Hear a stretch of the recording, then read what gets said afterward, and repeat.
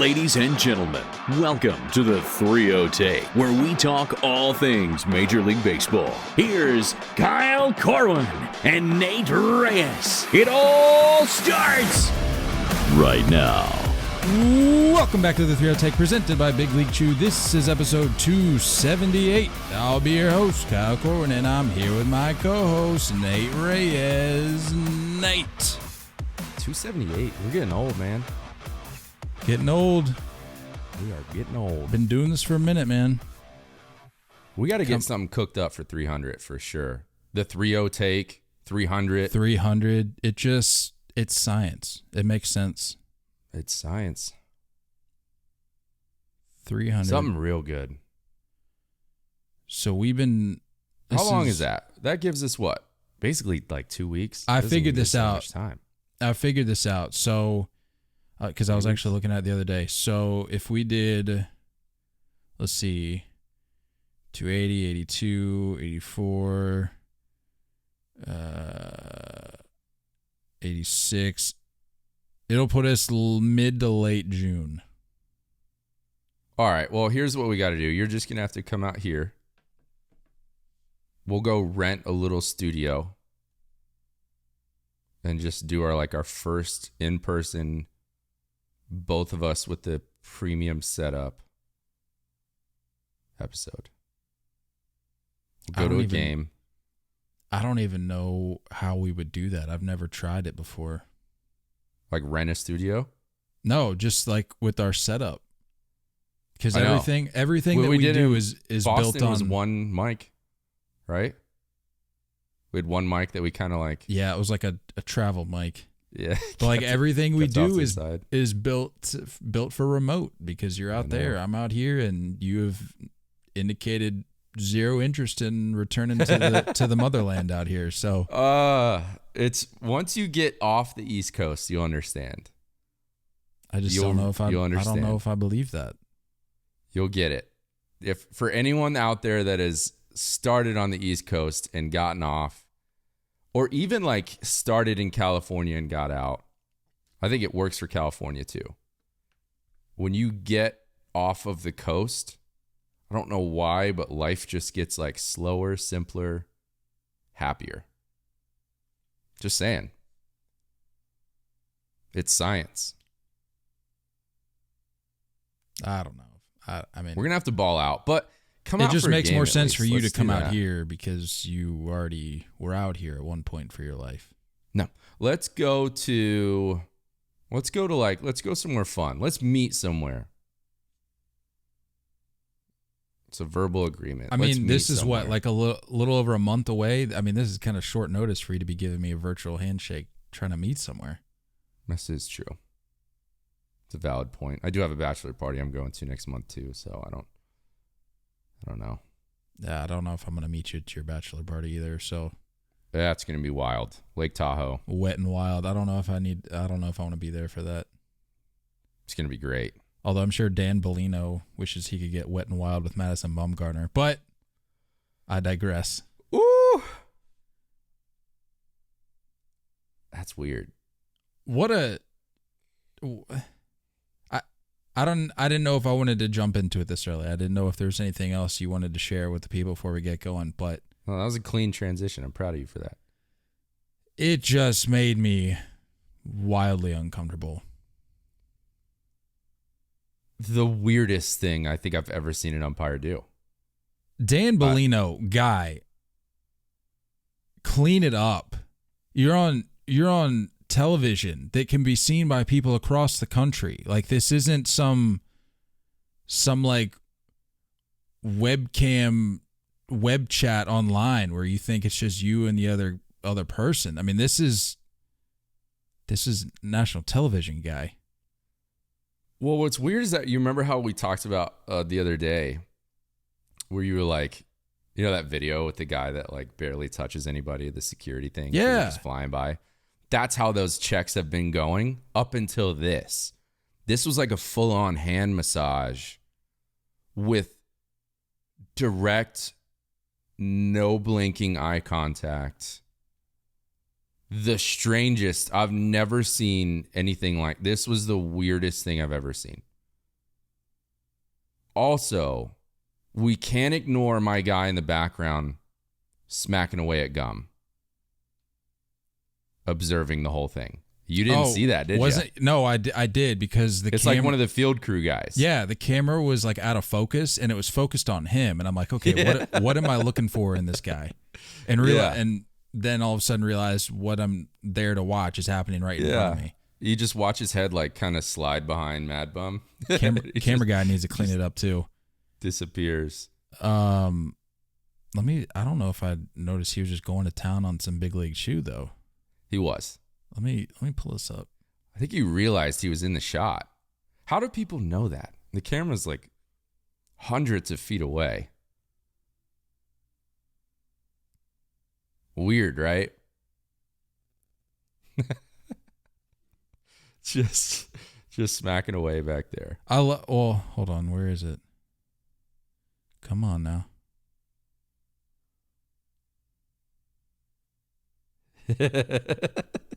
He peers out. Here we go. You see one eye, and then he peers back away behind Mad Bum. Yeah, he's like, this doesn't look good. I gotta go. He's like seductively peeking around the corner to. Weird, right? What's with all the seduction here? I don't like it. This is a baseball game. This is a family event. Hands down, the strangest thing I've ever seen. Like, this is truly an example of the whole show thing. Like, welcome to the show. I mean, what? Yeah. Dan Bellino, what is your intention here? You're giving him just a full-on hand massage. You don't look down at his hand once. What do you expect to happen? You obviously accomplished what you set out to do here, because I think, is Dan Bellino married? Let's look this up real quick. Okay, now we're getting into some real personal information here. When in doubt, Wikipedia will let us know. Bellino umpire. Come on, Google. Don't let me down now. Wikipedia. Wabam. Personal life. Wife and 4 children. Look, I'm going to be real with you. Look, we need to get in touch with the wife and break the news here, because... Yeah, because Mad Bum is like a man's man. I think Dan knows that. That guy's like a man's man. Like, is a good old boy from Hickory, North Carolina. And like working on a farm, sponsored by like Carhartt. You saw those commercials a couple years ago. What was his He's like barrel racing horses not his nickname. What name did he go by again? It was that was that. He was like a false identity kind of thing. Oh, what was that? He was like actually barrel racing horses. His rodeo competitions. Name. Mason Saunders. And I don't know if I watched MLB Central this morning, and D-Row was like, yeah, when I was with San Francisco, our team bus broke down, and Mad Bum just like, as they pulled over, Mad Bum just walks up to the bus driver. He's like, pop the hood, I got this, and fixes the bus to get them back to the team hotel or whatever. I can't even say I'm surprised. This guy is a man's man. So Dan Bellino's just rubbing that hand, finding like all the calluses of like if Madison Bumgarner made a surprise guest appearance on Yellowstone next season, I would not be surprised at all. Not one of us would be surprised. In fact, at this point, I kind of expect it. It's necessary, right? Like he fits right in.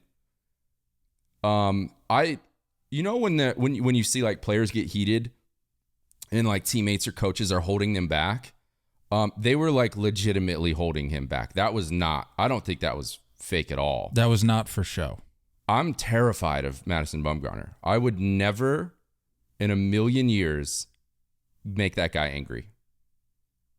I think of everyone in the league, I think he is the last person I would mess with. Gotta be top 3. You know he has a pair of like worker gloves and an axe in his locker room. Just like in his locker, just ready to go. Just as a backup, just like to have. I might need this. I might need this today. He checks it every day in his locker. He opens up, he says, not today, but maybe tomorrow. Yeah. Clubbies are just like pulling out bats out of the cases and like, oh, here's Mad Bum's axe. Let's go put that in his locker. I'm terrified of him. There's no way I would ever mess with that guy. But I think this whole thing kind of stems from like his beef with the home plate umpire. Like he's chirping, right? He's chirping about the inning. Yeah, and so about that's the strike zone, and I think that's what set Dan Bellino off. Well, the whole thing about what Bellino said really doesn't make much sense. He said, I didn't hear any quote. What did he say? Well, there wasn't a quote necessarily. Well, actually, yes, there was. He said Bellino told a reporter that Bumgarner was ejected for directing profanity at an umpire. Video of the foreign substance check showed Bellino staring at Bumgarner while he repeatedly patted his hand. But Bellino said he didn't think that was a factor in the ejection. Bellino said, I wouldn't say he took exception to it. It was just a hand check. That wasn't a hand check, Dan. That was a frisk. That was a full-on frisk. That was about as provocative as you're allowed to get on a baseball field without getting it flagged by the whoever, what is that, the SEC, whoever's in charge of those calls. I've never had my hand massaged like that. Not once. I mean, how do you, the audacity to sit there and say, I don't really think that was an issue. You just pissed in Mad Bum's Cheerios. That guy lost it after that. Because when you're that kind of man and you get like this weird direct eye contact for too long, you're like, what's up? Do we have an issue here? Because I will end it. Let me go get my axe.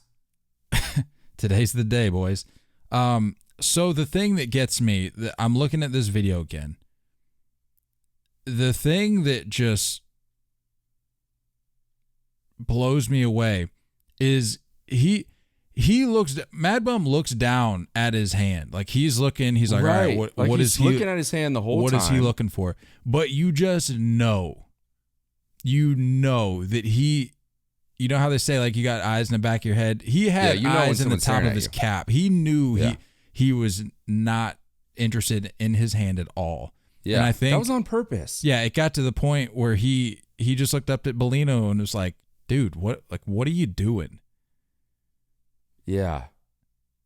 This is like, when you go through TSA and like sometimes your bag will get like pulled for something and they got to like take it out to check for like bomb residue or something like that.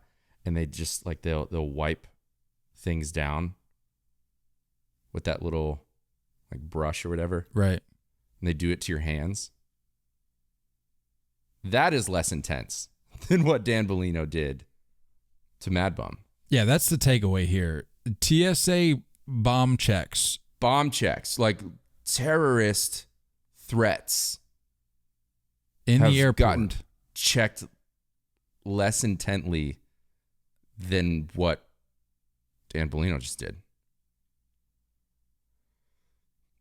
It's weird, I can't. Bro. His face just kills me, man. I mean, he's got like that. You look at the slow motion video. He's looking at him, and then he drops his head so he can see Mad Bum under the brim of his cap because Mad Bum's looking down, and he's like, I mean, this guy is clearly egging him on. How has this guy not lost a job yet? Dan Bellino is looking at Mad Bum like Michael Scott looks at Toby. Just with pure hatred. He hates him. Pure to the core hatred. And then the reporter asked Mad Bum after the game, she said, do you wish you would have just held your tongue there? And Mad Bum said, I wouldn't say that. Mad Bum regrets nothing. Nothing. And he repeatedly said, "You guys have seen the video. You've seen the video." Like at this point, I think it's safe to say we've all seen the video. Who's more intimidating, Madison Bumgarner or Max Scherzer? And I'm not saying like mound presence. I'm saying as a human being. Let's just say if you put Mad Bum and Max Scherzer in a cage, neither of them are coming out. Just to the death for both of them. Yeah, they're both dying before they step out of that cage. I'm taking Mad Bum. When in doubt, you go with the beard.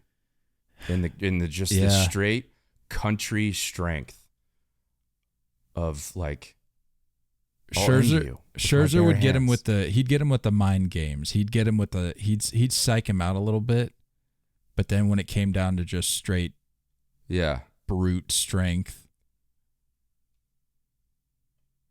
I think I might. Yeah, I don't know. That's tough. That's an interesting poll. That is a really interesting poll. Can you think of anyone else? Like I wouldn't. It doesn't make any. Just as far as intensity goes, size wise, I think Mad Bum has him a little bit, but it's not like, Bumgarner's going up against like a Stanton or something like that. I think this is a good death match. This is a good cage match. Honestly, we need it. I'd watch that over any Logan Paul fight. But here's the thing, like they're both likable guys. I don't know if I'd want to see that from that standpoint. It'd be entertaining. This is what bugs me about Madison Bumgarner being on a worthless team. This is what bugs me. His intensity and his experience and the fact that he's only 31, everyone forgets how young he is. Everyone looks at Mad Bum and he's like, oh, he must be 39. No. I'm guilty of that sometimes. I forget. 100%. Absolutely. I am too. We just forget that. Like, please go be on a contender because that intensity and like ferocity is being wasted with the Diamondbacks.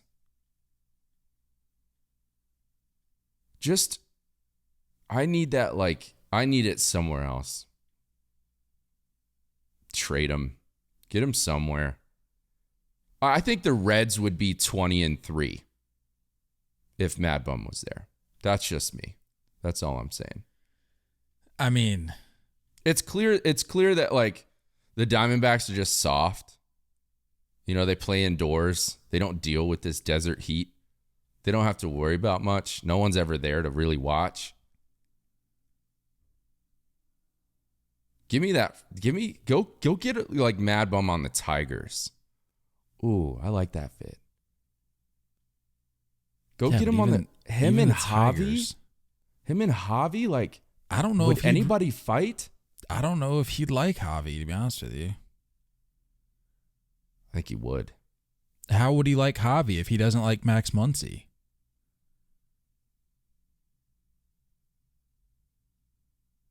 Yeah. Just think about that. That's understandable. All right, let's find a new one then. Let's go Mad Bum with the Mariners. Put Mad Bum on the Sox, kid. You're who? The White Sox? No, not the White. Guy, Red the Sox Sox are lost. The Red Sox are lost. Exactly. We need a savior. Mad Bum might be our savior. He's not enough. Well, he's not a reliever. From a standpoint from a rivalry standpoint, we need a savior, and that might spark something. I guess. And let's be honest, the guy's pitching well thus far. If he's willing to close games for you guys. Yeah, Mad Bum, sorry, buddy. We might need to come. Might need you to have an appearance in the 7th or 8th.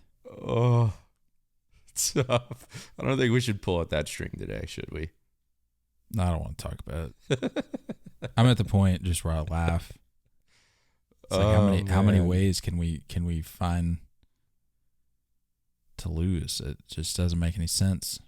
Get Mad Bum on the Angels. Somebody that's willing to mouth off a little bit. Everyone's too soft with the Angels. Arizona's as far west as you can. No, that's as far west as you can send that guy. That's fair. I know he was in San Fran, but he just doesn't. He's not. He just doesn't seem like a West Coast guy. I'm sorry, he just doesn't. I don't think he fits that mold, and he'd probably tell you that. Braves. He may have already said that. I mean, that seems like a very sensible fit. Yeah.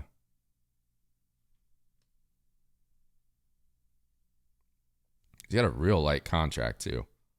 Real light. Yeah. I don't know. I think the odds of him getting shipped anywhere are pretty slim at this point, because I think Dan's gonna do what he can to keep him within arm's reach. Dan is gonna request as many of Mad Bum's games as possible. Is he the crew chief? Dan Bellino? That's a great question. I don't know. I know he was the first base ump in that particular game. I don't know his team right now. I don't know what team he's with. I didn't really pay attention. Dan Our boy Bellino. James was at that game, by the way. Oh yeah, Miami. Yeah. Oh, that's right. Yeah, it was a Marlins game. That's right. Yeah. Dan Bellino. I doubt it. I've never heard of him until now. I don't think so. Now we're all going to know who Larry he is. Vanover, I believe, is the crew chief. Yeah. Okay. Yeah. But yeah, main takeaway here, Dan, we gotta remember that this is a family program. Like, Dan, the off season, you need to go apply to Massage Envy. Pretty clear that that's your calling. I mean, if we're being honest, I'm true. But if we're being honest here, I don't know if I want Dan Bellino as my. Thank the Lord when you're getting a massage that your eyes are down on the floor, because Dan Bellino would just be looking into your soul. Could you imagine though? Dan would find a way around that. He would be up underneath the table, looking at you upside down. How's this feel? How are we? Doesn't How's break. this feel? Is this good for you? Doesn't break his line of sight once. No blinks. 45 minutes straight of Dan just staring into your soul. Deep tissue.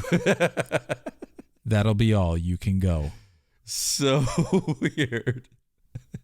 So weird. Dude.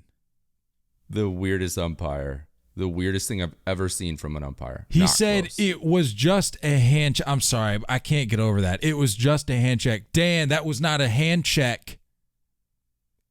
We watched a lot happen in that game. In that moment, we watched a lot happen. My guy in the background probably went and got a new piece of gum already. The girl in the way background, sitting in the third row, had finished that novel of a text that she was sending with the yellow phone case. I didn't realize you were this observant on this particular video. I'm locked in, guy. I'm locked in. I'm aware of all surroundings at all times. Now I'm going to need to check out this. Okay, here we go. Let's see. What color's the phone case? What color do you think it is? It's yellow. How about that? Good for you. No hands. No hands, guys. No phone. That's impressive. Yeah, she's going to town on that. She's text. holding it weird too, and I think she's typing with the index finger, yeah? Yeah, it looks like she's got those longer nails. Yep. She's just doing the old person text. Yep. Meanwhile, he doesn't even care. He says, what lady with the yellow phone case? The only person that's here is Madison Bumgarner and myself. That lady finished uploading her resume to LinkedIn, responded to multiple messages, and finished everything she needed to do before the hand check was over. My guy in the background went and got a new pack of BLC and refreshed a little bit, all in that time span. I mean, the intimacy that was conveyed there, it was incredibly uncomfortable. I would not be happy about if I was Dan Bellino's wife. Wouldn't be thrilled. I would have some questions if I'm Dan Bellino's wife. Truly. Is this a lie? Is our life a lie? Like, that's what I'd be asking. I know this is easy for you, Dan, but look me in the eye and tell me what's what, because he can't. It's not true. It's not true love. It's not. You're right. If Madison was asking him. Before we move on, let me just read some of these comments on our post about it. Yes, please. Someone said, yeah, we all want to hold Madison Bumgarner's hand, but this is just a bit ridiculous. Somebody said,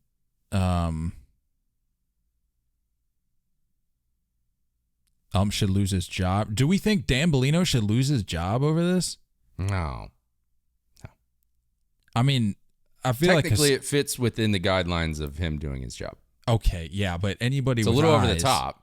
Anybody with eyes, apparently eyes is the theme of this episode. Anybody with eyes can see that Dan Bellino was instigating. So 100%.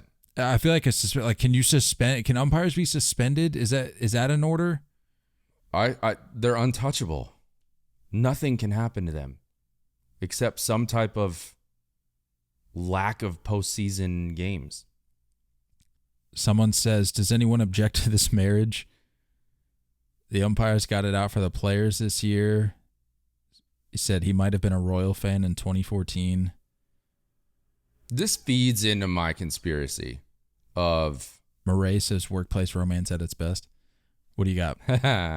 This feeds into my conspiracy of the narrative of us slowly hating umpires and hoping for automated strike zones. I think there was a memo that went out and said, umpires, I need you to be way less likable this year.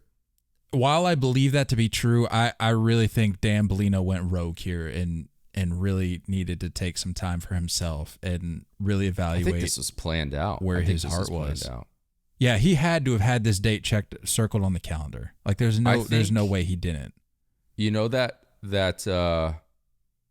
like GIF from Always Sunny, where he's like, it's a conspiracy, and he's got like all the pictures on the walls, like red strings yarn going everywhere. Yeah, that's Dan Bellino's hotel room for sure. No doubt. It's just Mad Bum pictures everywhere. He's got like photos of Mad Bum taken from like 300 yards away, pinned up to his wall. He has a wallet-sized picture of Mad Bum that he carries at all times. Too much. Someone said, not sure, but I thought I may have seen sparkles in the umpire's eyes. Jeff said should have taken him to dinner first. I can't with Dan anymore. We need to move on. This has been too much on Dan. Dusty Baker, 2,000 wins. Tip of the cap to the old skipper. Good for Dusty. Dude, pretty awesome. And actually, what I wanted to like think about Dusty's career a little bit. And I was going and I was just like watching because every MLB Network show, ESPN, whatever you watch, has talked about it. Well, ESPN probably covered it for a total of 15 seconds, but MLB Network at least did like a little bit of a deep dive into his career. And I was just watching the highlights of like as a player and as a manager. And the names that he's been attached to, not attached to, but next to in his career. Like Hank Aaron, Joe Torre as a player. He had Tommy Lasorda as a manager when he was playing. Then he gets into managing and you got Barry Bonds. Then he goes to the Cubs, you got Sammy Sosa. Then he goes to the Reds, you got Ken Griffey. Nationals, you got Bryce Harper. And then he's attached to basically the responsibility of saving the Astros PR department and becoming one of the only people on the planet to save the narrative of the Houston Astros. Leads them to a World Series, fights through the COVID year. Like, this man has literally been a part of monumental things in our game. And not to mention he was a stud as a player. Like, Yeah, I think not to be people forget overshadowed that. by any stretch. Yeah, almost 2,000 hits as a player. Yep. Multiple All-Star appearances. I think he was in an MVP race. Like, and co-created the high five. Yeah, not a lot of people talk about that. I mean, like, this guy has been a part of and had his hand in so much of our game. So much of our game. That's almost, I know you just reeled off a long list of incredible accomplishments, but I'm still a little fixated on that high five thing. That's almost unbelievable. Like something that's just not believable. I feel like, I mean, but of somebody the had years, yeah, I don't. Somebody of the years and years and years of opportunities, understanding that when I put this up here, it makes a cool sound and we can celebrate that in certain moments in our lives. I don't know if that's the first one. Guy, are you serious? Okay, so it says, I Googled Dusty Baker high five. It says there are many origin stories of the high five, but the two most documented candidates are Dusty Baker and Glenn Burke of the LA Dodgers professional baseball team on October 2nd, 1977. So you're telling me the high five was invented on my birthday? Is this what I'm reading? I mean, granted, I wasn't born in 77, but... Well, you know. Well, apparently I am like 35 or 40, and I played indie ball back in the day. Yeah. Is what people tell me. I'm just saying, man, like Dusty is that guy. Dusty is that guy. Dusty is just, I think, one of the most important people to ever be involved in Major League Baseball. And I think he gets overlooked. But what he's been able to do, both as a player and a manager, and the names that he's helped along the way. Like, I'm thankful for Dusty Baker. I think every baseball fan ever should be thankful for Dusty Baker. So this high five thing.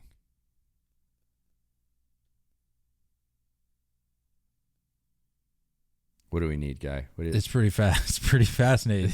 Journalist, deep diving in there. Dude, I'm so deep into this thing. Journalist John Muallim, sounds right, tells a story. It was a wild, triumphant moment and a good omen as the Dodgers headed to the playoffs. Burke, waiting on deck, thrust his hand enthusiastically over his head to greet his friend at the plate. Baker, not knowing what to do, smacked it. His hand was up in the air, and he was arching way back, says Baker, so I reached up and hit his hand. It seemed like the thing to do. That just sounds like What did they do walking through the dugout after moments like that? When you score or hit a home run, is it straight handshakes and it takes 45 minutes to get to the end of the dugout? What happened back then? There's a helicopter flying over. I think it's Dan Bellino looking for Bumgarner. He heard. He heard us. He's probably looking for me. He's probably going to take me out. Yeah, what do you do? Like, they did handshakes. Like, you think back to, like, the Ted Williams days. Like, they did handshakes and stuff when they'd greet each other at home plate, but... Totally cool. Actually, that's fire. I think I need that back. Yeah, that's coming back, I think. Like a straight, firm, just solid handshake. Like man-to-man handshake. That's classy right there. That's almost... With the helmet off as you touch home plate, handshake.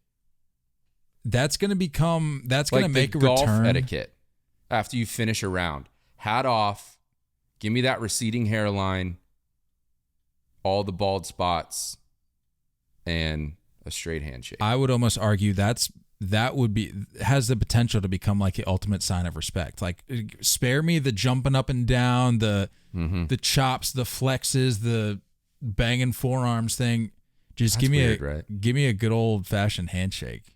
Just am I the only one that gets nervous when you see that like jumping. Yes, the Judge Stanton thing. I'm terrified every time it happens. Like I've hit my forearm like right there on the back, like on the underside like that before. It doesn't feel good. That I'm worried about the belly injury, like what he went through, where he basically tore his shoulder in half. Yeah, that wasn't good. And he hasn't been able to play baseball since. I just assume is that what the turning point was? I mean, why not? Like, if we're really thinking about it, like, can we pinpoint it to that? Was there a decline before that? I don't even remember. Yeah, he was really bad that regular season. He came up clutch during the COVID postseason, but regular season, I think he was bad. All right, we digress. Either way, he's not the same player since. No, he is not. He's certainly not gotten better since that moment. As far as the high five thing, did you hear this conspiracy about how the bucket list, like, have you heard that bucket list thing? No. No one was saying, you know, like when you're a bucket list things of what you want to do before you die, right? That wasn't a thing until that bucket list movie came out, like 10 or 15 years ago. I mean, I believe it. No one said bucket list until that movie came out. I believe it. I don't. I'm a big conspiracy guy. I think I've mentioned that on here before. Like, if anybody wants to talk JFK, like if they have any interest in that, hit me up in the DMs. Like, let's talk. I could talk about that for hours. That I believe. Is there wait, which side of that JFK thing are you on? Do you think it was Lee Harvey or you think it was somebody else? I think he was killed, and Lee Harvey was the scapegoat. Not necessarily scapegoat, but the one that they pinned it on. Didn't he JFK got rid of the CIA? Like, he discontinued the CIA. Dude, there's a week before that, didn't he? There's so many wild things with that situation. Yeah. Either way, back to Dusty. No, can we continue this JFK just a legendary thread? Person. Let's continue this JFK enough. thread. No, I'm just I kidding. I do have a book I should read about it. It's actually downstairs on my bookshelf. I think it was Bill O'Reilly that wrote it. Something about Killing Kennedy or Yeah, Killing Kennedy. I think he has a Killing Lincoln one as well. Yeah, if you want to talk JFK, what are some other conspiracies? The whole moon landing thing. I don't know. I never questioned that, but the more I hear about that, I'm like, we got a flag. We got a flag blown in the wind up there. Yeah. What wind? Yeah. We got footprints. Yeah, I don't know, man. All the other stuff going around in the world, we had to beat other countries to it. Like, you'd think something as magnificent as making it to the moon would be something you would just kind of continue to do. But like, we haven't been back many times, if hardly any since then, right? Like, to be fair, I feel like the moon is pretty boring, but yeah, but like, surely there's more to learn than just a little bit of information we got back in the day. Did you see that thing on Instagram talking about like the rotations of all the planets and the sun? And how Jupiter's just on zoomies, straight rolling through Jupiter's Adderall up there on man. Jupiter. Yeah. Bang energies for days up there. No free ads. But back to Dusty. I mean, or we could go down this conspiracy rabbit hole if we just want to. The 3-0 fake? Put a pot. Wow. Wow. Sign me up for that podcast. Oh, my goodness. Wow. The 3-0 fake. Oh, yeah. Okay. Well, now the gears are turning. But we're going to have to keep talking about Dusty Baker. Dusty Baker, I don't know if we mentioned this, 12th manager to achieve 2,000 wins. First black manager to reach the milestone. And he got this journey started back on April 6th, 1993. So before either of us were even born. Yeah, I think he was. He started off as a hitting coach, didn't he? Yeah, Before and I was he reading became a something today manager? that said he initially didn't have any interest in managing. Yeah. And then it just kind of panned out. And here we are, 2,000 plus wins later. He's just a legend, like with the toothpick and the armbands. Guy's just the man. I still like him. And he's turning me into accepting the Astros. Yeah, anybody else put in that position, the Astros are not where they're at right now in terms of the public eye. I mean, yeah, you're going to have your hardos that are just going to continue to hate them, but rational people that are like, okay, like we've really milked this for all it's worth. Yeah. That process doesn't happen at the rate of speed that it did under Dusty Baker if it's anybody else. Did you see the dugout? How, normally after a win, everybody meets the players out on the field, but they stayed in the dugout. Everyone shook his hand, hugged him. Did you see that video? Missed opportunity. They didn't high five him, but that's neither here nor there. Yeah.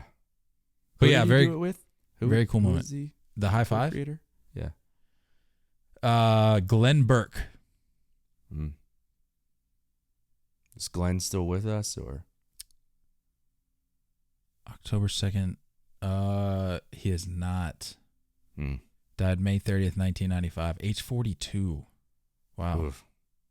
Glenn's got a heavenly high five waiting for Dusty, but that just a cool moment, man.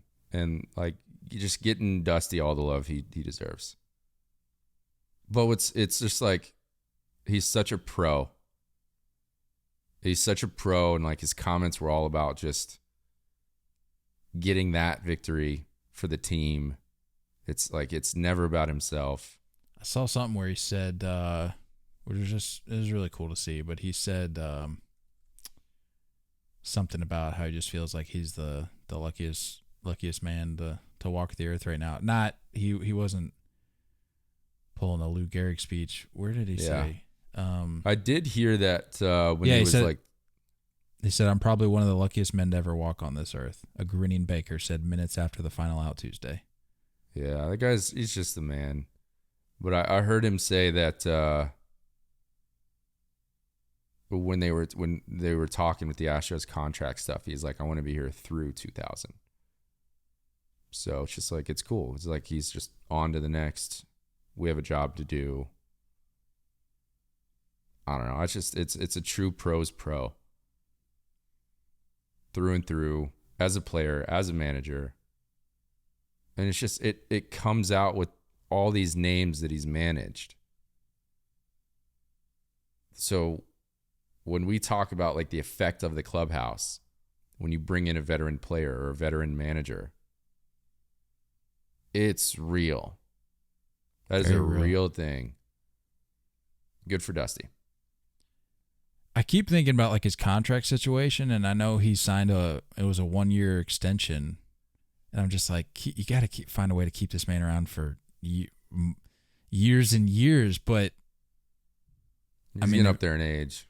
If the Astros did win the World Series this year, he would be the oldest manager to win a championship at 73. So yeah, kind of take that into account. It's like, maybe the 1-year contracts is the move, but it seems like he's probably okay with that. He's probably fine with. I mean, he's had his day in the sun, and at this point, he would probably tell you that this is all just a cherry on top, like the opportunity to be able to continue managing and being given an opportunity to do what he's doing, and he's doing it well, as we've already talked about multiple times. Yeah. But like I said, anybody else in that role, thrust into that role, it's not panning out the way it has thus far. So I mean, good on Dusty for doing what they asked him to come in there and do. I'm still little tangent here. I'm still of the belief that the Nationals made a huge mistake letting him go. They won, I want to say it was back-to-back division titles under Dusty, and then I think they were just like, yeah, no, we're good. I think we all questioned it. Yeah, that was very bizarre. And yeah, I mean, Bryce Harper might still be a national if Dusty stuck around. Who knows? Who knows, man?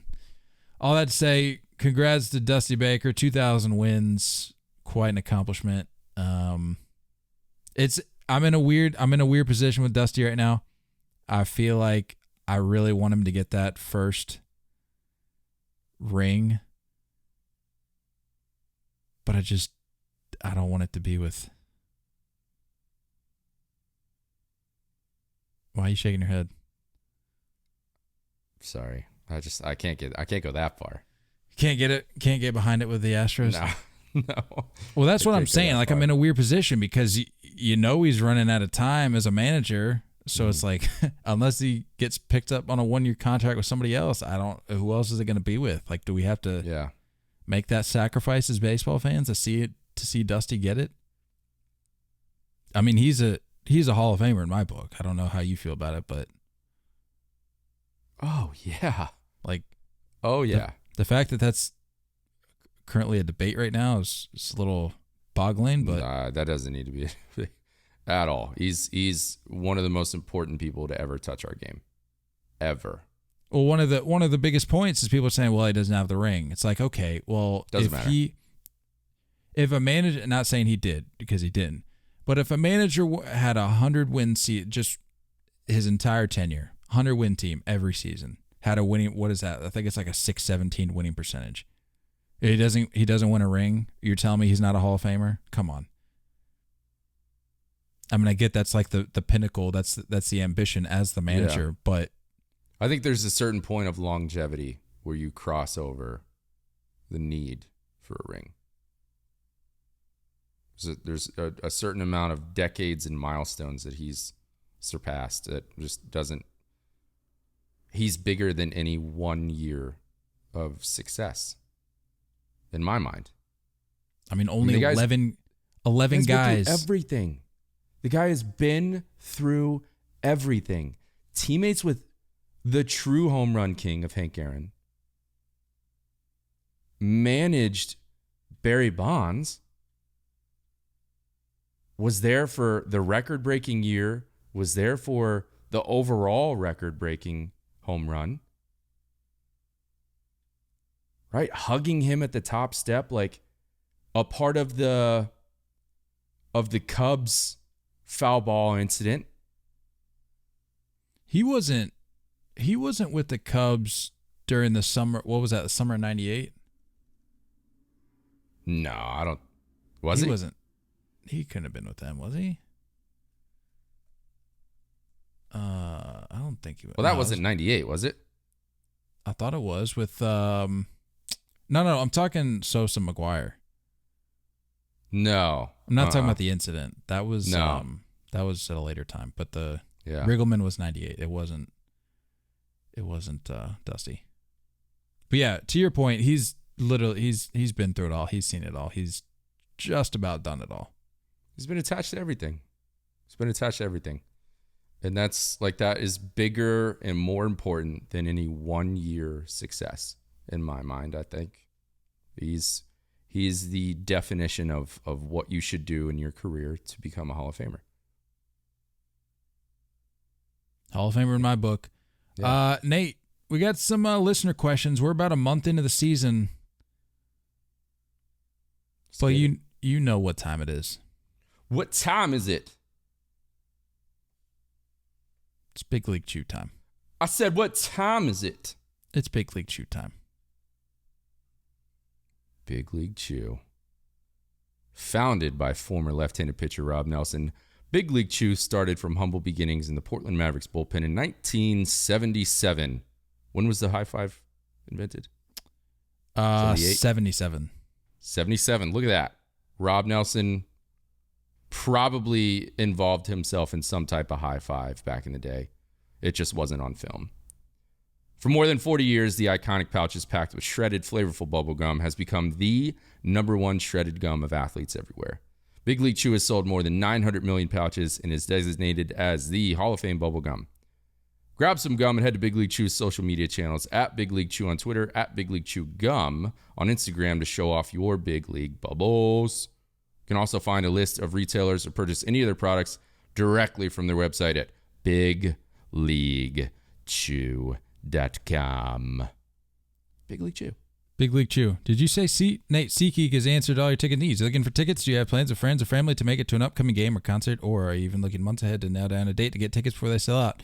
With SeatGeek, you can find tickets to games, concert shows, and even theater performances. Yes, Nate, theater performances. Nah. With just a few easy clicks. We're making it even better for you if you're a first-time user. SeatGeek. Next time you add some tickets to your cart, use our promo code the number 3, the number 0, take pod. That's our social handle at Instagram at Instagram. No, not using that promo code at Instagram. Start over. Use our promo code the number 3, the number 0, take pod. That's our social handle at checkout to save $20 instantly off your first purchase as a first-time user. It's all you got to do to save some of that coin, cold hard cash. Enter promo code the number 3, the number 0, take pod. That's our social handle on Twitter, Instagram, and Facebook at checkout. SeatGeek. Are you a cash guy? Do you ever At have times. cash on you? At times. I got a nice tenner folded up right now in my clip. You're a money clip guy as well? Well, no, like in the little clip on the wallet. I have one of those wallets where you put the cards inside, and then you got the little clip thing on the outside. Like a billfold. Yes. I'm not a cash guy. Don't like it. Yeah, at times I can be. I'm not a regular. I'm not a frequent cash user. I actually look for scenarios to get rid of my cash. A little life hack. And I'm sure some other people might resonate with this, but when you get married and you don't want to have to answer for like purchases, like frivolous purchases, like sometimes you just want like a cheeseburger from McDonald's. You want a little 4-piece nugget, maybe some fries, maybe a sweet tea, throw that in there. If you don't want to have to answer for the credit card bill and that transaction showing up, like, what? Why does it say McDonald's on it? Do wives really just filter through? No, the but credit card statement. I think it's a deep seated thing with me where I just have the fear that I'm gonna have to answer for multiple. I'm gonna be like Michael Scott when they're cleaning out his car. It's like, how many fish fillets can you eat? It's like, it's over several months, Ryan. That would be me, but with just, a Slurpee here, a Wendy's 4 for $4 here, a sweet tea from McDonald's there. Fire deal there. I just try to avoid that. So every now and then, if I have cash, that's what I'll use it for. Brilliant. Good for you. That's the move. Nate, let's get into some listener questions. We're about 1 month into the season. That'll be, I think, Saturday will officially be the 1 month mark. Right? Opening day was the 7th? Mm-hmm. So, got some questions from the listeners. We Watch, We Collect asks, which player do you guys think could sneak into the top 5 MVP votes? Sneak? Yep. So we're talking, does it matter on the league? No, I think we're trying to think like dark horses here. I mean, they're going to be good players, but I think it's like, okay, well, let's look past the Harpers. Let's look past the Sotos. Like the next tier down. That's what you're saying. I know we just got done talking about him before we hopped on, but I think Xander Bogaerts could slide into that. He could sneak into the combo. This Ward kid with the Angels, dude, just coming in and saying, Joe Adele, it's time for you to move along. Head on back down to bus country. It's time for, because this is my spot. It's time for Babe Ruth 2.0 to step in here. This is my spot. Yikes. That's a great pick. Top 5. Yeah. I could easily see that. Trying to think on the NL side of things. I didn't even think about NL. I was just thinking one guy. Do you have somebody for the NL? Not really. I mean, Paulie Goldschmidt has kind of caught fire lately. Has he? He's kind of that next tier down. We forget about how good he is. I've just been so in check with what Nolan's doing. That guy is on another planet right now. They're both right there. Both doing a lot of stuff together. I know they're together, but I'm just saying. When I think Cardinals, I think Nolan Arenado right now. I mean, I know it's a lot of short porch home runs, but like Anthony Rizzo has been delightfully surprising. I don't know. I'm gonna pull Kyle though. Papa forgot to plug in the computer, so let me get this charger. I don't have to go anywhere. No, this is a great time because our next question is Paul asked, "How are the Reds this bad? Stats would be appreciated." I'm telling you, the Reds. No one wants to pull stats from the Reds. Paul, is that what his name? Well, Paul. Yeah, let's look at it. Do we need to? I would like to. It was requested. It'd be appreciated. Disgusting. It's just absurd. When you have the opportunity to, some life back into this. To oblige, you do it. All right. So the Reds have oh my God, dude. The Reds have a negative 82 run differential. Negative 82.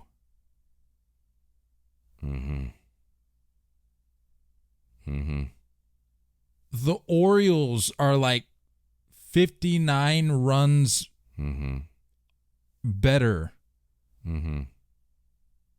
That is terrible. All right, hold on. Let's go. What's the record? They're like losses? They're like 3-80. No, I think they're. What is it? 3-19, 3-21, 3-21. Yep.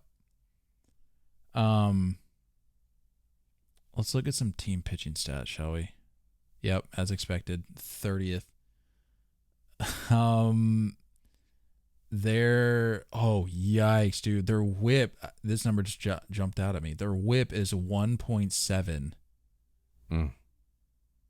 Team opponent's average is 283. Team ERA.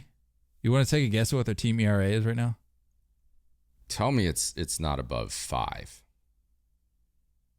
Yeah, it's above 6. Their team ERA is 6.78.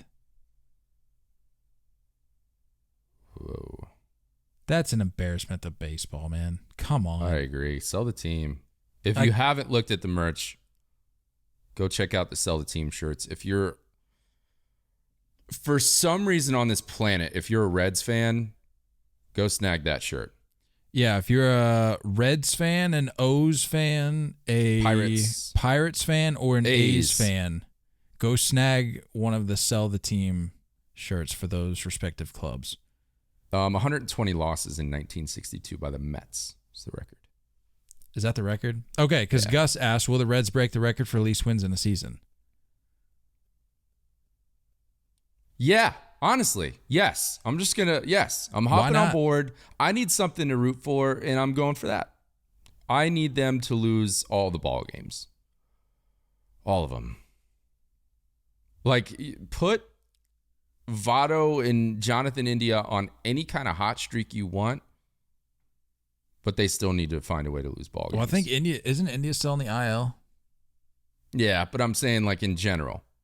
Or Votto is out too right now. He's on the COVID list. I'm not. I would do my best to stay away. Just more TikToks, man. Yep. Yeah.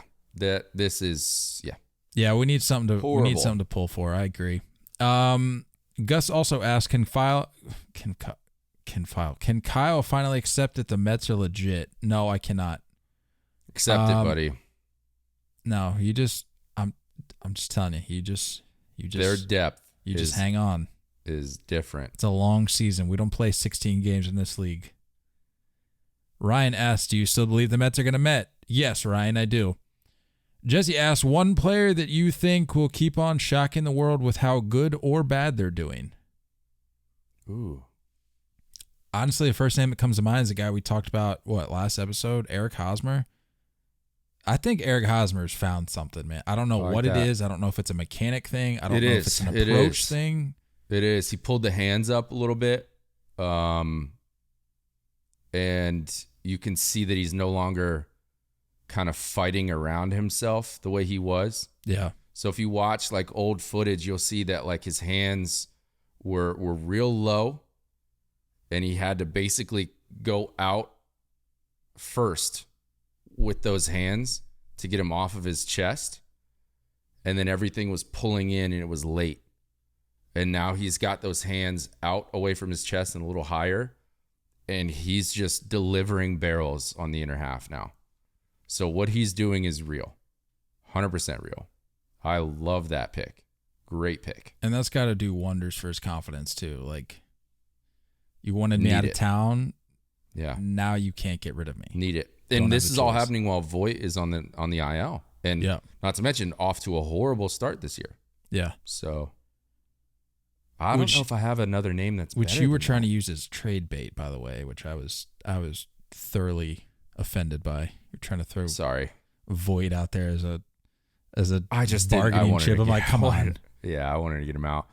I'm trying to think of a name that's bad that will continue to be bad.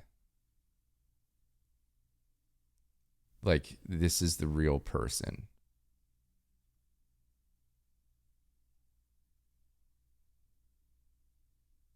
That's tough. I don't know. Who's really struggling right now? I mean, Votto hasn't exactly been tearing it up, but yeah, that's an interesting situation. I don't know if that'll pan out that way, but who's really, really struggling? Max Muncy's really struggling. Give me Bellinger. Said it earlier. Is he still struggling? I haven't looked at his numbers recently. I think he's ran into a couple balls recently, but overall, I was thinking about that the other day. That also tells you how good the Dodgers are for their that's true. Bellinger, Muncy, Mookie, Justin Turner, not all playing up to par, and they're still winning ball games. Like that shows. I would love for somebody, if somebody wants to do the math for me, I would love to know how Muncy's numbers have looked since the whole get it out of the ocean thing. I mean, he was in the MVP race last year. No, I'm not trying to like pin him. I was just genuinely curious because I was thinking Mad Bum with all this stuff the other day, and then I was thinking about Muncy, and I was like, I wonder how it looks. I think it's his elbow, because didn't he have elbow surgery in the off season? I don't know if he's fully back, dude. I just don't think he's fully back. Well, they're holding their own. Let's see. Give me Joe Adell. Joe Adell, you're a fraud. You're a fraud. Wow. Been saying it since day one. Fraud. You bamboozled your way through the Angels organization. You're a fraud, and you're not coming back. Taylor or Tyler Ward? Tyler. Is that even Tyler Ward? Tyler Ward. Is it even a T? Could be like Shane Ward for all I know. Taylor Ward. Why? See, I tell you, anytime it comes to a name, I go with the wrong option. If there's two options, I go with the wrong one every time.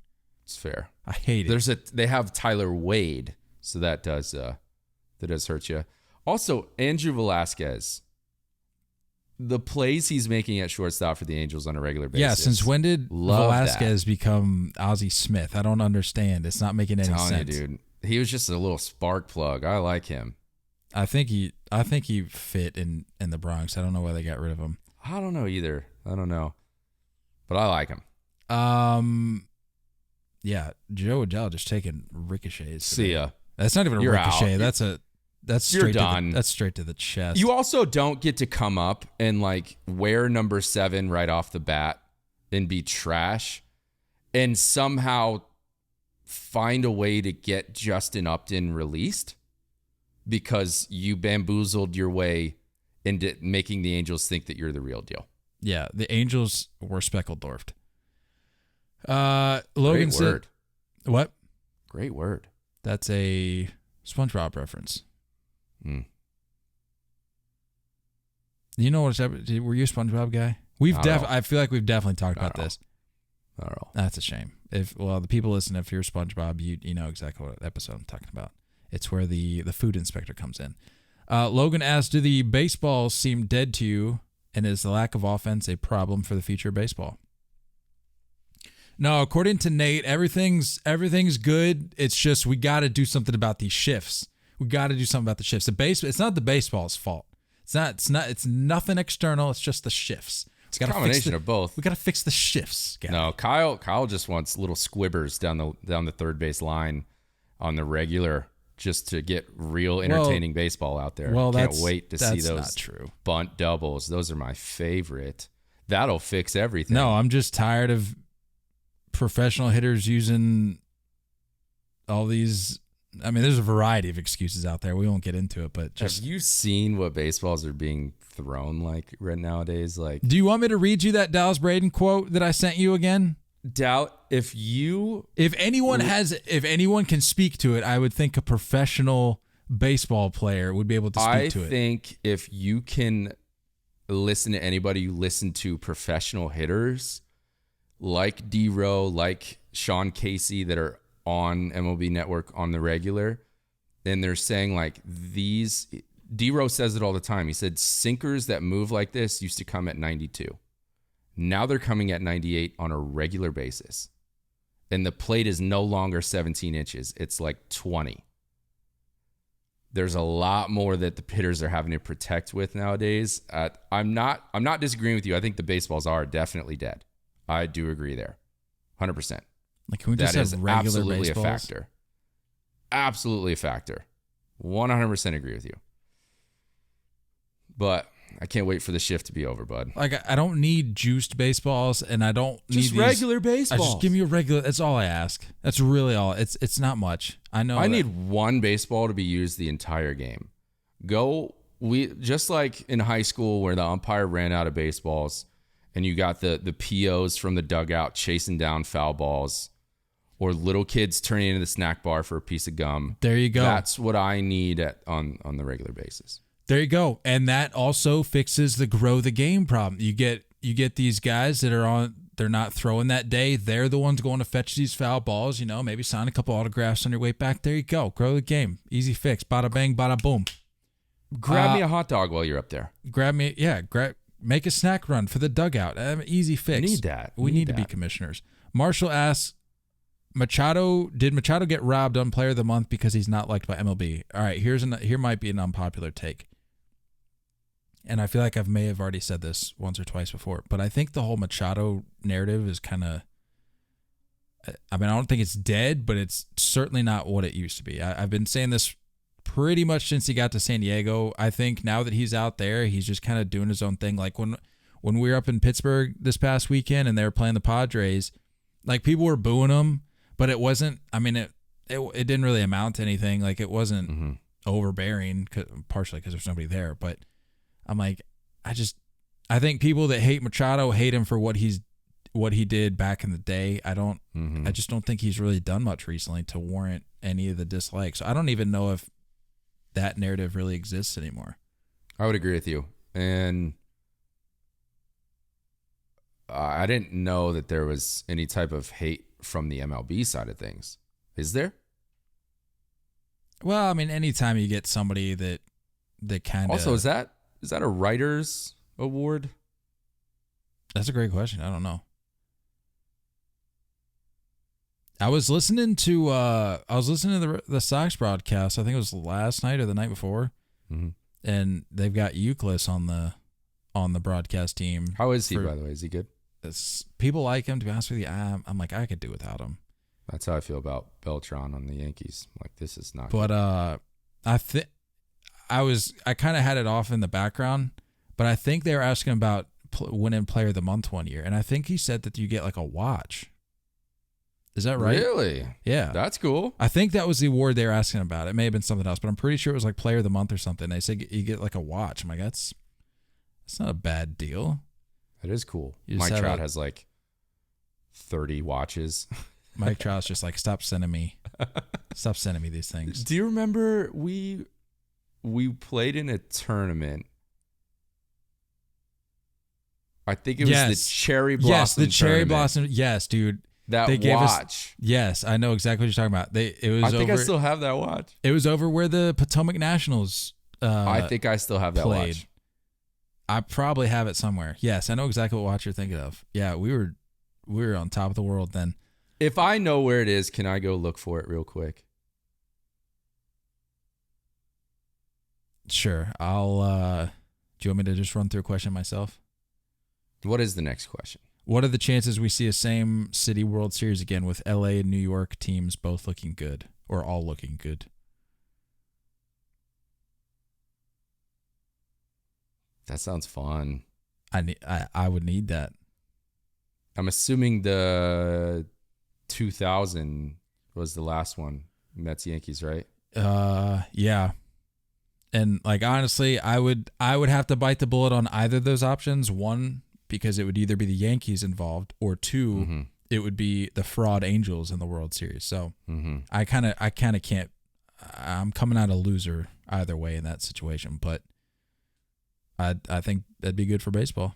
Oh no, 3 points. The Mets would be in that World Series, which they're still not sold on them yet. So you would be proven as like the worst, most wrong podcast host out there, I think. And then I'd have to pull for the Dodgers. Like, weird. That puts a lot of people in wrong spots. I'm here for it. I don't like that. That makes me uncomfortable. If it is in LA, you got to be an Angels fan at that point for watching that series, right? Yes. Like, yeah. You're rooting for Mike Trout and Ohtani to get a ring. Yeah. And Ward, because Ward's the one that carried them there. Ward, the and Joe Adell better not get a single mention of a ring. Speaking of which, did you see what's his face with the Braves last year? That reliever, I don't remember his name. Did you see that? I don't know what you're talking about. Oh, there was a reliever that just got his ring like a day or two ago from. It's a somewhat decent name. He's pitching in the minor league system right now, but he was with the Braves last year. Threw 1/3 of an inning and gave up 3 runs. Got a ring. That's a crime. They're like, come on. That's a crime. I wouldn't even want that thing. I would sell it. Go look for your watch real quick. I'm gonna run through this next question. All right. So while Nate leaves, Jonathan asks, in our opinion, which teams have been the biggest surprise so far? I'm thinking, the Braves haven't been as hot, but again, people say they're just waiting for everybody to get their head start, and then they're going to just curb stomp the league. Still don't know if I buy that, but I do have them winning the division, so it makes sense. The Reds, I mean, we knew the Reds were going to be bad, but not this bad. I mean, this is just atrocious. I think you could classify them as having started surprisingly bad. Even more so than we thought. In terms of teams that have been good, I mean, we just got done talking about them, but the Angels have been adequate, especially in that division. The Mariners expected to make a little bit of noise. The Astros kind of continuing to do their thing, but even the Angels even above that at 16-10 going into, well, they're actually playing right now, but entering Thursday 16-10. The Twins being a 4th place team, I think they're kind of treading water. No dice on the watch. The Twins, I'll have it ready for next time.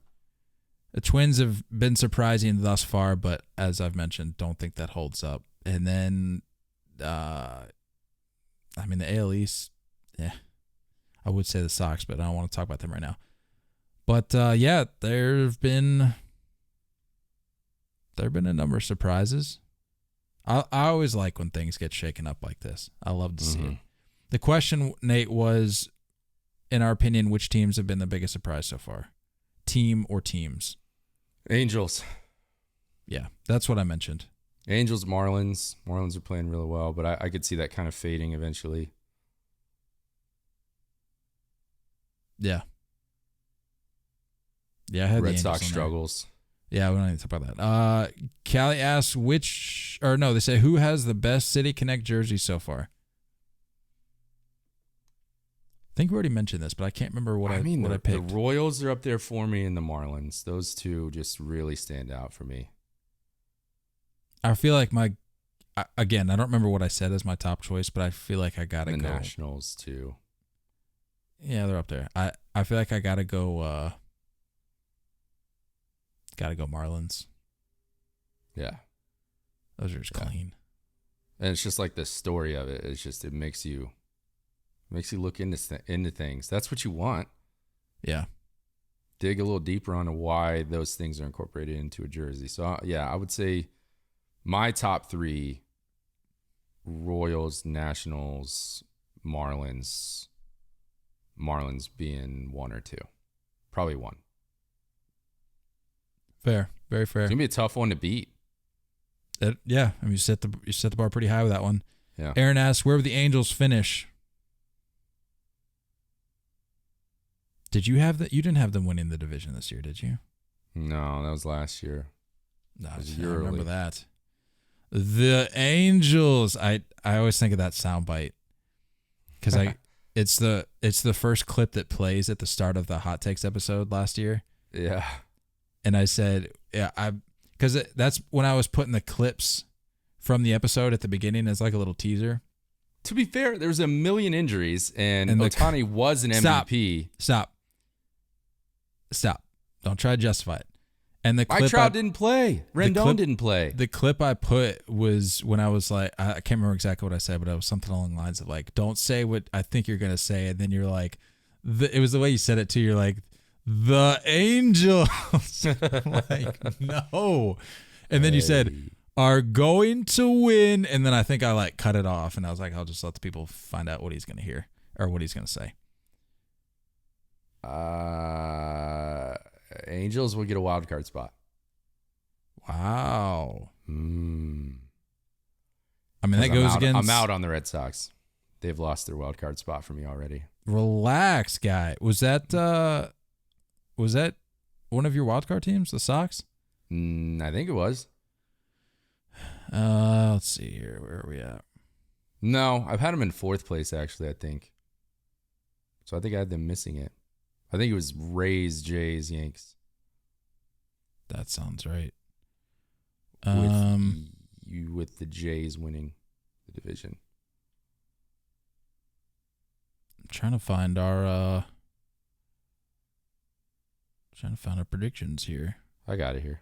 Oh, here we go. I had Sox third. No, you had the Sox in the second wild card spot. Yep, I'm third in the division. I'm out on them. So you're gonna swap in the Angels? Yeah, why not? Fair enough. All right. Why not? They're gonna be buyers too. They're gonna be buyers. I'll give you that. Speaking of the AL West, Derek says go Astros. Go Dusty. Actually. Relax, Derek. Relax. Go Dusty. That's all I got, my friend. Cool. Got anything else for the people? Happy Mother's Day. Yeah. Show mom some love this weekend.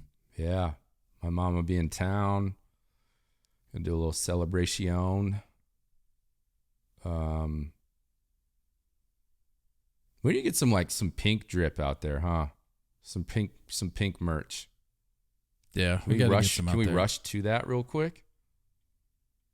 Might have to go maybe next year. I don't think we can get squared away for Sunday, but I think we can. You and I could move mountains. Well, it's about the shipping too. We don't have Amazon Prime over here. Well, I'll hit up Bezos, see what he's seeing. What does he think? You'll have your people talk to his people. Yeah. No, that's fine. Yeah. But that's happy all Mother's Day for sure. Got to get some love out there. The real MVPs, you know. Yeah. Yeah. The glove finders, the pants washers. Yeah. The Gatorade grabbers, you know. Yeah. The real MVPs. This will be the last time you talk to me as a 28-year-old. Hey! Yeah. Yeah. I was born on Mother's Day. I don't know if you knew that. So this is one of those years where it cycles back on Mother's Day again. Love that.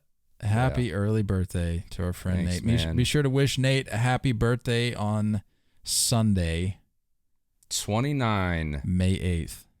29. And I'm just like, just entering my prime, I feel like, I feel like I'm getting going. I'm just kidding. My back hurts as we speak right now. I was at the chiropractor yesterday. Might go back today. Definitely on the decline here. Yeah. For both of us. I mean, I climbed stairs at the gym the other day. Yeah, terrible idea. I don't know if I could ever climb stairs again at this point. I'm toast. Yeah. Yeah. He's never going to hear it. Shout out to my granddad. Had knee replacement surgery the other day. Already walking around like a champ. He actually hit me. He thing. messaged me the other day. He said, "When are you chumps coming out with the next episode? I've been waiting." Yeah, that's fair. He's what he does is he sits back in the recliner, throws on some old cowboy shows, and listens to us on the Bluetooth speaker. Absolutely, he's got that Beats Pill speaker. The OG fan, man. It's been there since day one. Yeah, that's it. That's all I've got. Get out there and get fat this weekend. Pop the grill open. Get it going. Share some love. Share some food love with us, I think. If you're going to ballparks, I think we need more food